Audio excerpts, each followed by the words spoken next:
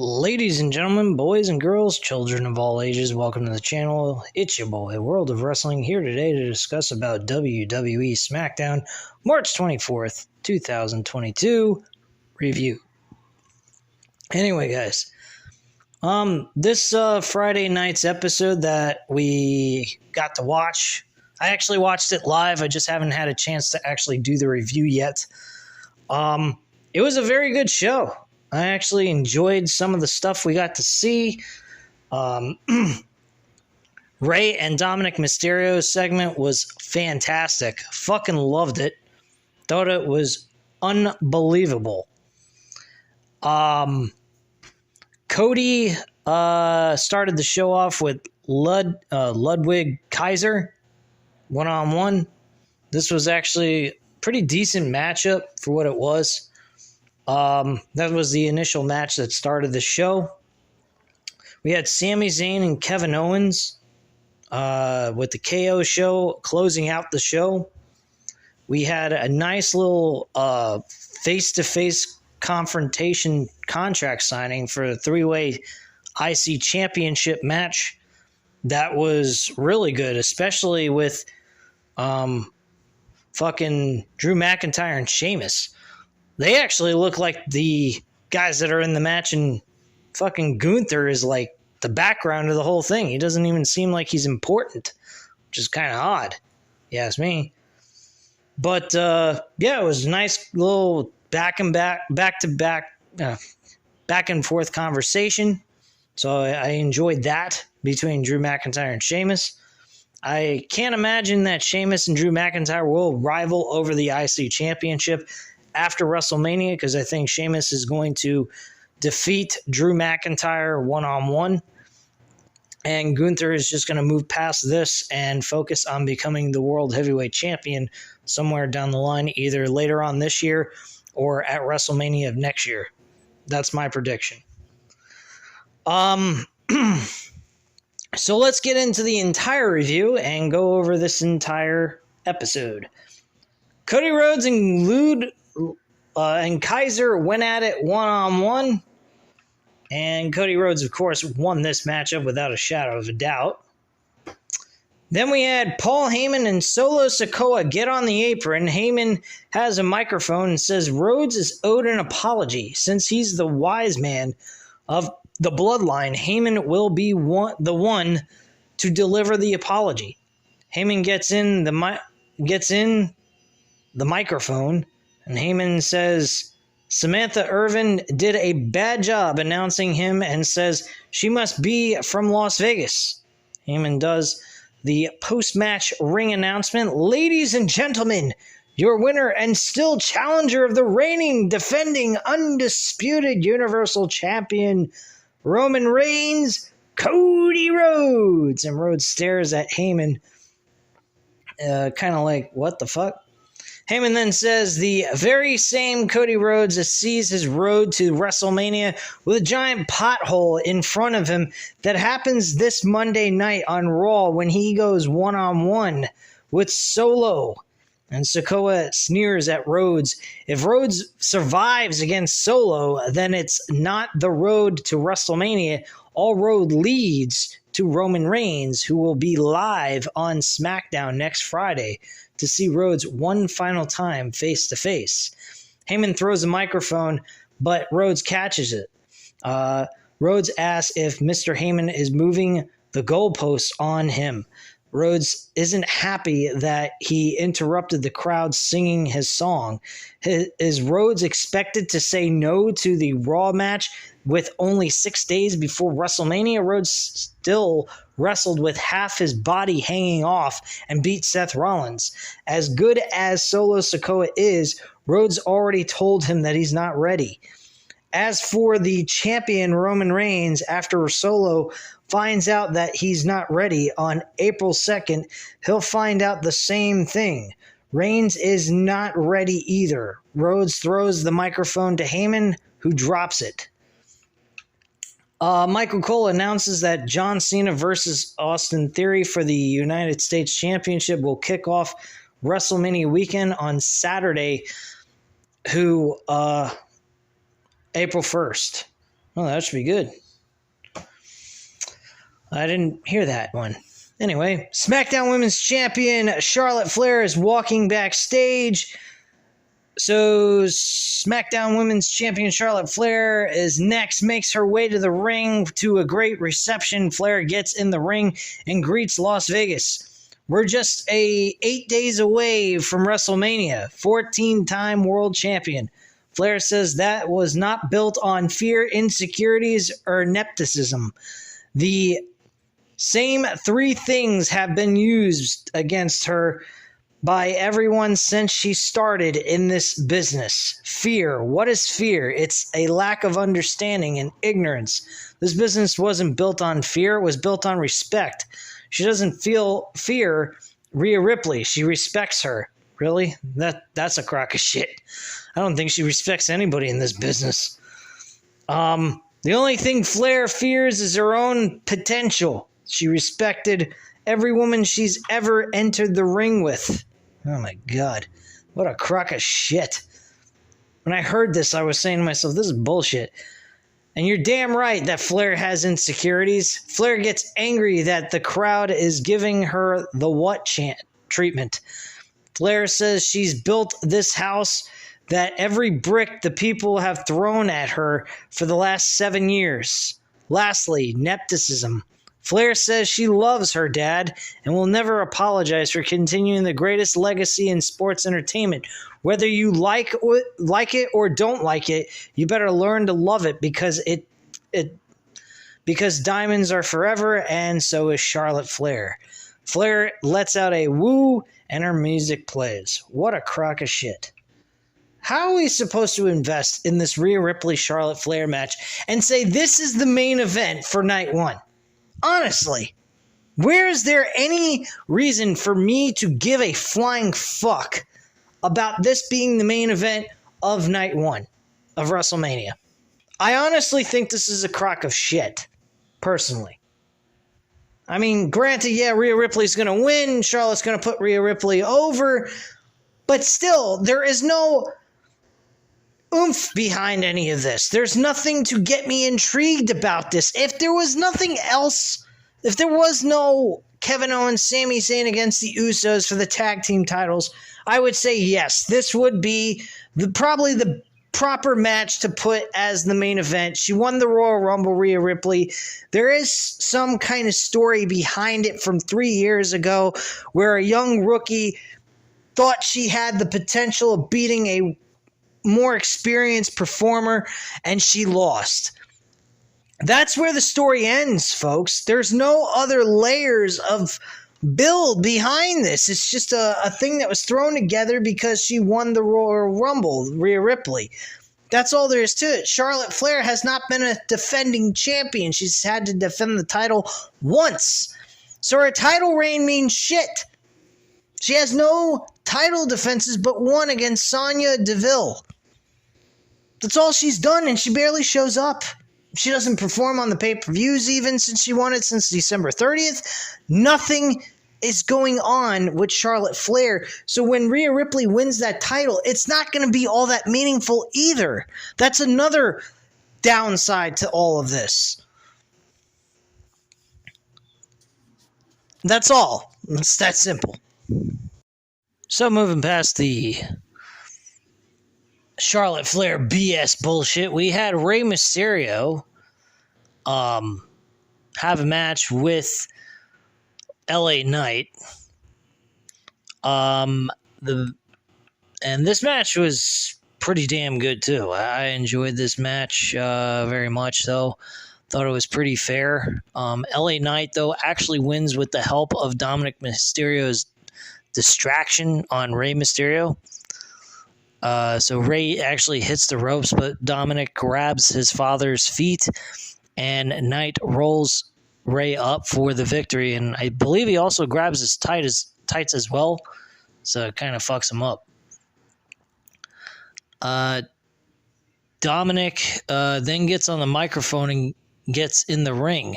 The boos are loud. Dominic asks if his father is going to give him what he wants. Dominic shoves his father and asks if he'll run away.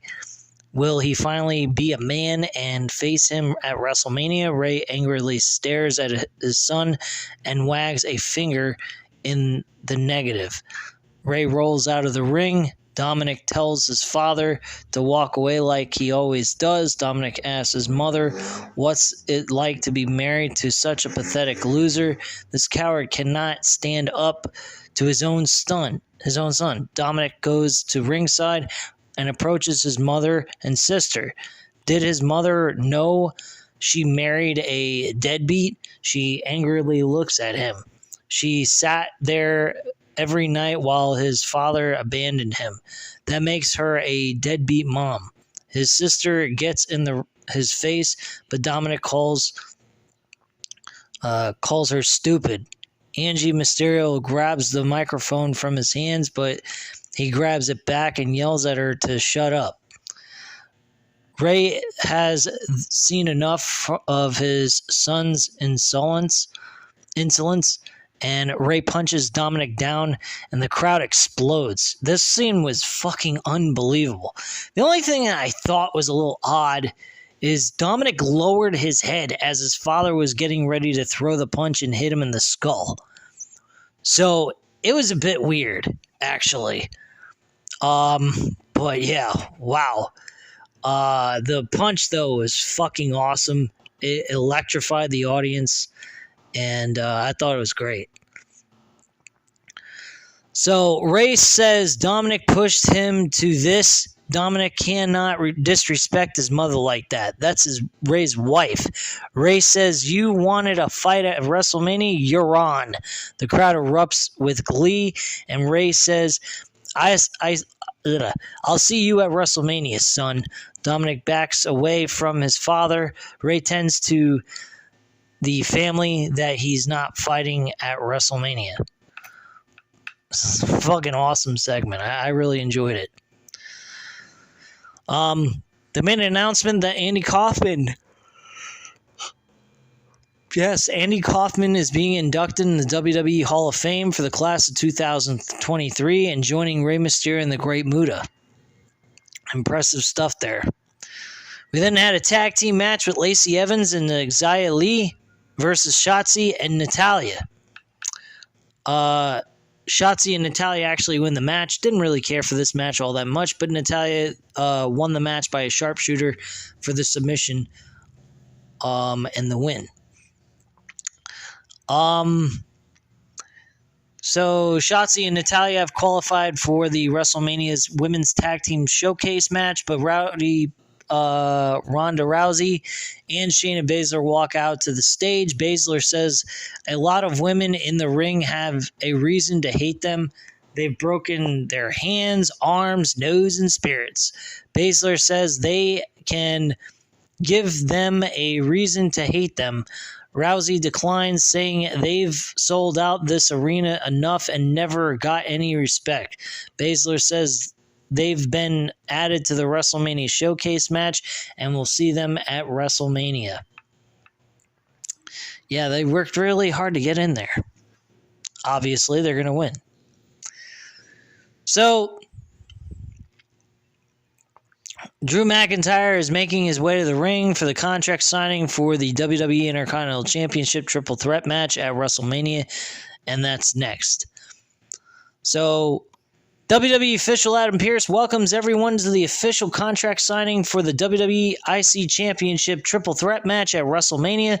Sheamus music's hit, and comes out to the stage with Ridge Holland and Butch. Everyone is wondering why he's so mad at Drew McIntyre. Imagine working 15 years to achieve a particular goal, then imagine telling your best friend that particular goal and him trying to steal it from you. It's a friend that you did so much for, including bringing them to his first training session for this business. Sheamus and the Brawling Brutes get on the apron, and Sheamus says to imagine getting the opportunity to smash the person's face in at the greatest stage of them all because they're a backstabber. Drew McIntyre tells Sheamus to imagine shutting up.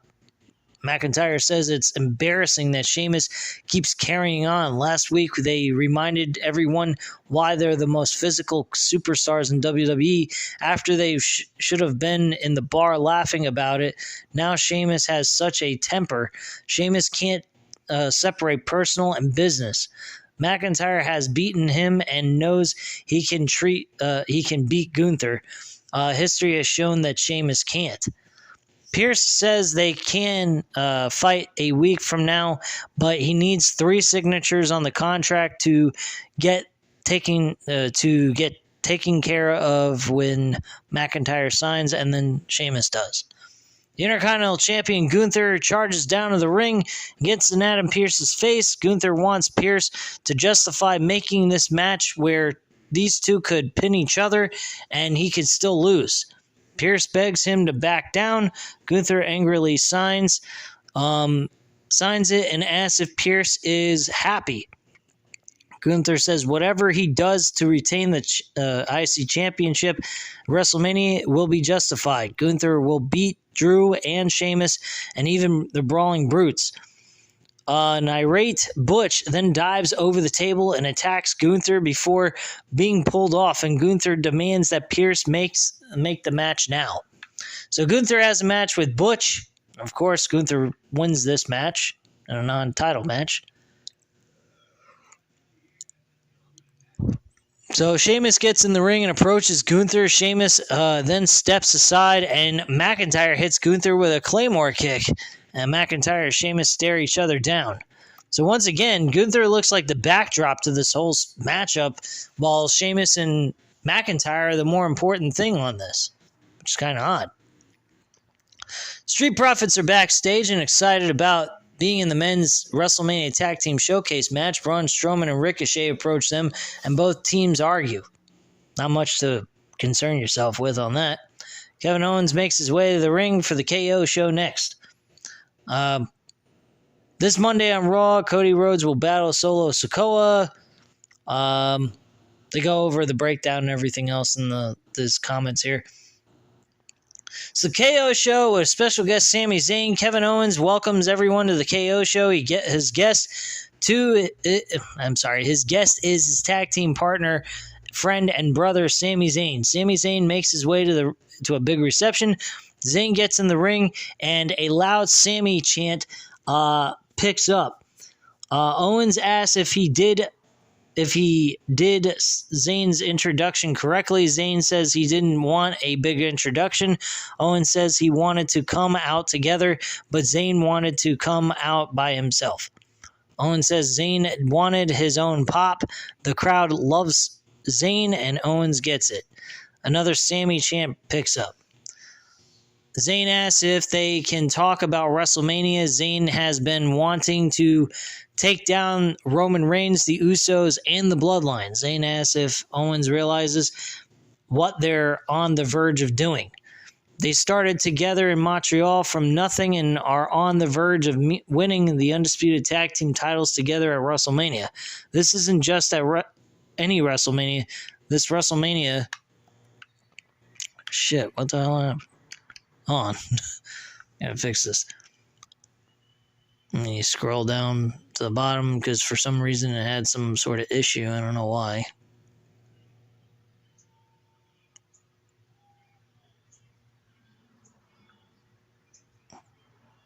Alright. So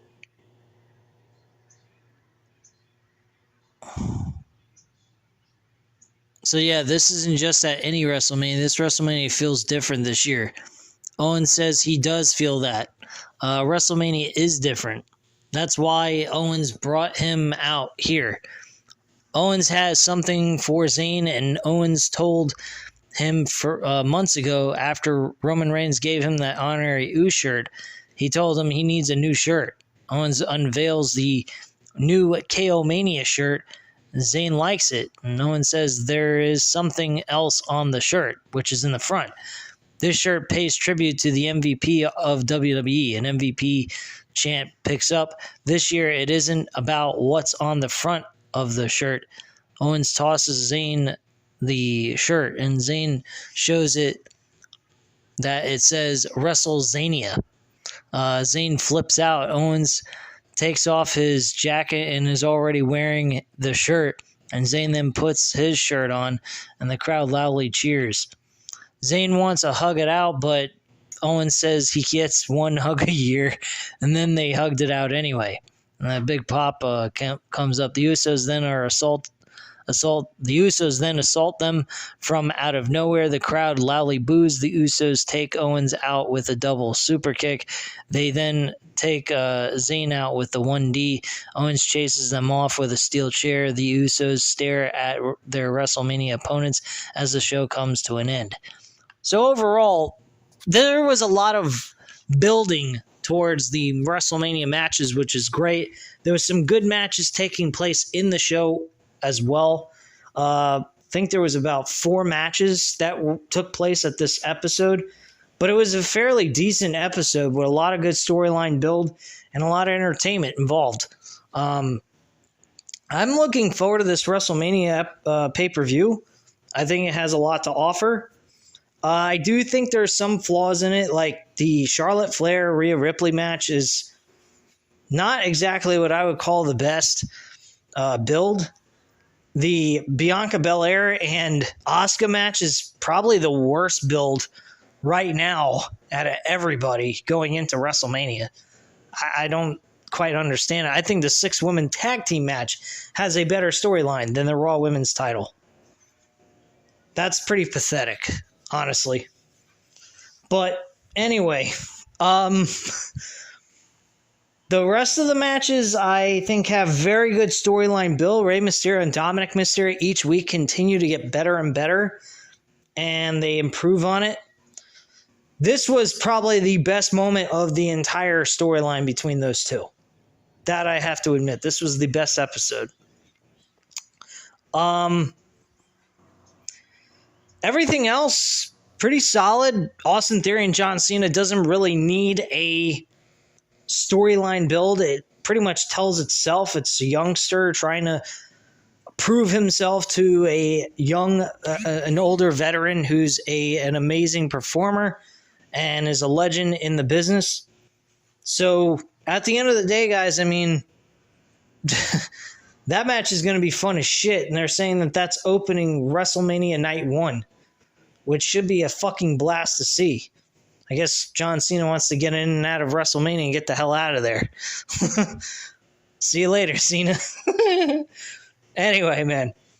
The rest of this card, man, nothing really to complain about. I think it's pretty damn solid. A lot of matches to look forward to. And I think it's going to be a fun weekend next week. So, and I hope so, because it's my birthday on April 1st. So, night 1 is my birthday. Go figure, man. Anyway, guys, I greatly appreciate you coming here watching this video. If you enjoyed the video, hit the like button, hit the subscribe button if you're not already subscribed to the channel, and leave a comment down below. I'll definitely get back to you on that. And I thank you guys very much for watching. Have a great night, guys. Bye.